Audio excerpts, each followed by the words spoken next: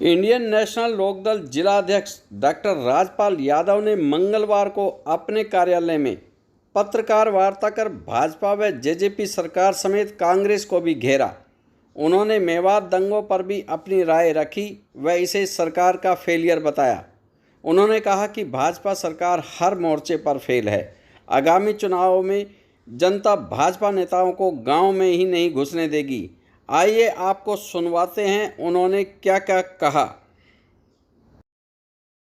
सबसे पहले तो मैं आपका धन्यवाद करता हूं कि आप सभी लोगों ने एक छोटे से बुलावे के ऊपर आज इस प्रेस कॉन्फ्रेंस में आए। आपका धन्यवाद। आज की प्रेस कॉन्फ्रेंस विशेषकर जो सीएम का हमारा 3 दिवसीय दौरा रहा, जो वो प्रदेश के सभी जिलों में कर रहे हैं, सभी हलकों में कर रहे हैं। वो 2 हलकों का जिला हलके का रेवाड़ी और बावल का भी दौरा करके गए। उस दौरे के अंदर सीएम साहब ने रेवाड़ी में क्या दिया, बावल में क्या घोषणाएं की, वो घोषणाएं कब तक पूरी होंगी, मैं आपके माध्यम से उनसे जानना भी चाहूँगा। और साथ ही साथ आपको बताना भी चाहूँगा कि कोरा सरकारी खर्चे का आप दुरुपयोग कर रहे हैं। आप ना तो इस ज़िले के लिए ना इस हलके के लिए ऐसा कुछ करके गए जिसकी लोगों को उम्मीद थी। ऐसा कोई भी काम आपने नहीं किया जो लोग आस लगाए बैठे थे कि सीएम साहब आएंगे और बड़े बड़े आज इलेक्शन चुनावी मोड में आ चुकी है सरकार, इलेक्शन नज़दीक है तो कुछ इस हलके को ज़िले को मिलेगा। तो ऐसा कुछ नहीं लगा हमें कि ऐसी कोई घोषणा हुई। उसी के संबंध में आज ही हमने प्रेस कॉन्फ्रेंस रखी। देखिए, मेवात में जो घटित हुआ वो बहुत निंदनीय है और वो असामाजिक संगठन जिन्होंने भी ये किया, जिस भी समुदाय ने किया, वो बड़ा घृणित कार्य है। इस तरह का व्यक्ति किसी समुदाय में हो, किसी परिवार में हो या किसी घर में, किसी ज़िले में, किसी भी जगह है तो वो इस तरह के निंदनीय काम करेगा तो उसको बख्शना नहीं चाहिए। उसके लिए तो मेरा एक ही आप लोगों के माध्यम से सरकार को ये कहना है कि जो किसी भी साजिश में शामिल हैं उनको तुरंत प्रभाव से गिरफ्तार किया जाए। और मेरी लोगों से भी अपील है कि शांति बनाए रखें, भाईचारा कायम रखें, सौहार्दपूर्ण माहौल रखें। हमें समझना भी होगा कि ये जो हमारी आज की सरकार है उसका कहीं ना कहीं ऐसा एजेंडा भी लग रहा है कि वो इस तरह के इसको ज़्यादा ही कुछ भाव देना चाह रही, इस तरह के मुद्दे क्रिएट करना चाह रही। मैं खुलकर कहना चाह रहा हूँ, जब सरकार को पता था कि वहाँ ऐसा गठित होना स्वाभाविक है, ऐसा IB CID की रिपोर्ट्स उनके पास रही होंगी पहले से, तो उन्होंने समय रहते हुए उसके ऊपर ध्यान देना चाहिए था। वहाँ अर्धसैनिक बल या पुलिस का प्रशासन की व्यवस्था पहले से करनी चाहिए थी। इसके लिए भी सरकार का पूरी तरह फेल्योर है। साथ ही साथ आज उसको लेके मैं धारा 144 रेवाड़ी में भी लगी हुई है। अभी थोड़ी देर पहले आप गए होंगे, आपको शायद खबर मिली होगी कि आज भी कुछ संगठनों ने DC साहब को या SP साहब को ज्ञापन दिया। मेरे अभी भी पास नोटिस में धारा 144 में जब 5 लोगों से ज़्यादा इकट्ठे नहीं हो सकते तो कोई संगठन ज्ञापन देने के लिए 5 या उससे ज़्यादा बड़ी संख्या में कैसे जा सकते हैं। तो मुझे तो ये लग रहा है, मुझे कहीं ना कहीं इसमें एक साजिश की बू आ रही है। तो वो साजिश करता कोई भी हो सकते हैं। मैं कोई व्यक्तिगत किसी के ऊपर आरोप प्रत्यारोप नहीं करना चाहता हूँ। इनेलो पार्टी जब से भाजपा की सरकार बनी है तब से अगर कोई सदन की बात हो या सदन से बाहर की बात हो, इनेलो पार्टी ऐसी है जिसने मुद्दे उठाएं और जो इस सरकार को घेरने का काम करती रही है। अगर मैं सदन की बात करूँ तो चौधरी अभय सिंह चौटाला जी ने हमेशा से इस सरकार में विपक्ष की भूमिका निभाई। एकमात्र विधायक होते हैं।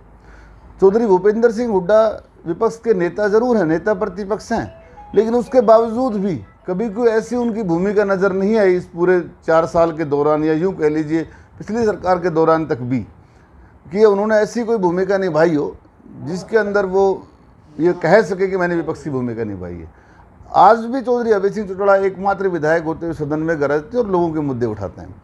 हम भी जब कहीं भी लोगों को, जब हमें लगा है कि लोगों के साथ अन्याय हो रहा है, कुठाराघात हो रहा है, कोई भी अगर वो धरना प्रदर्शन किसी भी मांग के लेकर लोग अपने जायज़ मांग के लिए कहीं भी बैठे हैं तो इंडियन नेशनल लोकदल हमेशा उनके साथ खड़ी रही और आगे भी हमेशा हम हर जनमानस के साथ खड़े रहेंगे जिसके साथ भी सरकार का कुठाराघात होगा। हाँ, ये मुझे नहीं लगता कि सरकार कुछ अच्छा करेगी, क्योंकि आप खुद देख रहे हैं जब से ये सरकार बनी है उस दिन से लेकर आज तक निरंतर धरने जारी हैं। कोई एक भी डिपार्टमेंट ऐसा नहीं है जिसने आज तक इन 9 सालों में धरना ना दिया हो। और तो और जो इनकी चुनी हुई सरकार है, जिसको पंचायती राज में सरपंच एक सबसे छोटी इकाई मानते हैं पंचायती राज की, सरपंच और पंच, वो भी धरने पर बैठने पर इन्होंने मजबूर किए। आज भी क्लर्क पिछले लंबे टाइम से धरने के ऊपर बैठे हैं। ऐसी कोई एक भी इकाई नहीं जो धरने पर ना बैठी हो, चाहे वे सिविल हॉस्पिटल्स की ANM रही हो, चाहे वो आशा वर्कर रही हो, चाहे वो जितने भी इनके कोई भी डिपार्टमेंट है, रोडवेज के कर्मचारी रहे हों, दूसरे के डिपार्टमेंट के कर्मचारी, सब धरने पे लगातार रहे। इन्होंने तो लोगों को धरने पे रखा है, लोगों को ध्यान भटका के रखना है किसी का धरने के माध्यम से। तो कभी आपका परिवार पहचान पत्र पीपी के माध्यम से, पीपी को इन्होंने लगातार लागू करने के लिए आज तक उसकी कमी इनसे ठीक नहीं हो रही। इन्होंने लगातार इसी तरीके से परेशानी लोगों को थोपी है। लोगों के पीले कार्ड काटे जा रहे हैं, लोग धक्के खा रहे हैं, लोग प्रॉपर्टी आईडी के लिए लोग सारे दिन लाइन में लगे हुए हैं।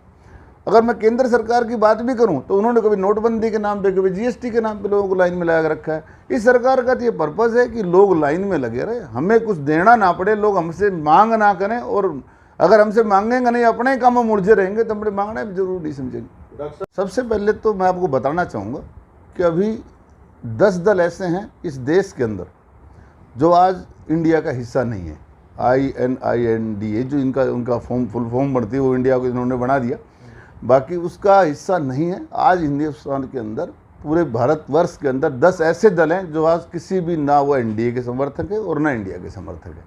आने वाले टाइम के अंदर अगर हो सकता है पार्टी इंडिया का हिस्सा बनेगी, तो जैसा भी पार्टी का दृष्टिकोण होगा, जैसा भी पार्टी को उचित निर्णय जो पार्टी की तरफ से, हाईकमान की तरफ से आएगा, उसी को लेकर आगे मंथन करके विचार किया जाएगा। सर, समस्याएं हल हो जाती तो मुझे आपको बुलाना नहीं पड़ता। आज मेरा आपको बुलाने का मकसद ही यही था कि मैंने उस 3 दिन का CM साहब का प्रवास यहाँ पर रहा। उसके बाद मैंने कल लोगों से फीडबैक लिए, मैं गाँवों में गया, साथी सरपंचों के पास भी गया, मैंने उनसे जाके बात की, भाई आप CM साहब आए थे, क्या आपको लगता है कि हमारे गाँव का या हमारे क्षेत्र में कुछ देकर गए? CM साहब ने ये अपना एक प्रवास नहीं है, अपना एक घूमने का बढ़िया मसौदा तैयार कर रखा है। वो जहाँ जाते हैं, उनकी यहाँ रिवाड़ी और बावड़ के अंदर 6 सभाएं रही। रिवाड़ी इतना बड़ा शहर लगता था, क्या आपको नहीं लगता उन्होंने रिवाड़ी के अंदर भी इस तरह का प्रवास करके रिवाड़ी के लोगों के भी रूबरू होना चाहिए था? धारवेड़ा में गए, क्या गंदे पानी का निकास का जो मसला वो फ़ोटो खिंचवा कर क्या वो हल हुआ? अगर मैं उसके अलावा भी बात करूँ, जिन जिन गाँवों के अंदर वो गए, उन गाँवों में 6 गाँव में आप उनकी प्रेस कॉन्फ्रेंस में हर जगह थे। उनके जो सवाल रहे वो फिक्स रहे, उनके जो जवाब रहे वो फिक्स रहे। यहाँ तक कि माइक भी उन लोगों को दिया गया जो वो चाहते थे कि वही लोग जो सरकार का गुणगान करें या सरकार से सवाल उल्टे ना करें, उन लोगों को माइक दिया। जो उनको लगता था कि जो लोग सरकार के कामकाज पर उंगली उठाएंगे और सवाल करेंगे, उन लोगों को पहले से हिरासत में ले लिया गया। ये सब आज वो गाँवों में जाके दिखाना चाह रहे हैं कि हम ग्रामीण की हितैषी सरकार हैं, लेकिन आज लोग समझ चुके हैं भारतीय जनता पार्टी का चेहरा बेनकाब हो चुका है। इनका जो दोगला चरित्र है वो आज सबके सामने आ चुका है। आने वाले टाइम में भारतीय जनता पार्टी के जब इलेक्शन होंगे तो भारतीय जनता पार्टी के प्रत्याशियों को लोग गाँवों में नहीं घुसने देंगे। ये हालात होने इनके साथ। वो हो सकता है वो कोई भाई JJP का समर्थक होगा नहीं, मुझे तो ये भी नहीं लगता कि JJP ने भी आज तक इस प्रदेश में, जब तक वो इनके साथ अलायंस में सरकार में आए, JJP का कोई एक भी काम ऐसा नहीं जो गिनाया जा सके जो JJP ने भी लोगों के बीच में जाके किया हो। ये दोनों तो आज मिल के हरियाणा को लूटने का काम कर रहे हैं। ये एक गिरोह है, ये पहले अकेले होते थे, इस बार 2 मिल गए। ये दोनों मिल के हरियाणा को लूटने का प्रयास कर रहे हैं और दोनों हाथों से लूटने का काम कर रहे हैं। लेकिन वो दिन दूर नहीं जब इनकी लूट का हिसाब लिया जाएगा। तीसरा मोर्चा में यदि कांग्रेस और इनेलो शामिल होती हैं तो क्या इनेलो के खिलाफ प्रचार होगा? मैं इस बारे में आपसे अभी कुछ भी नहीं बता पाऊंगा, क्योंकि ये शीर्ष नेतृत्व का फैसला है। जैसा भी शीर्ष नेतृत्व का फैसला होगा, हमारी आम राय जो बनेगी, जनरल बॉडी की मीटिंग बुलाई जाएगी, उसके अंदर जो भी राय बनेगी, जो भी फैसले लिए जाएंगे, उसके बाद ही मैं इस टॉपिक पर आपसे कोई बात करना चाहूँगा।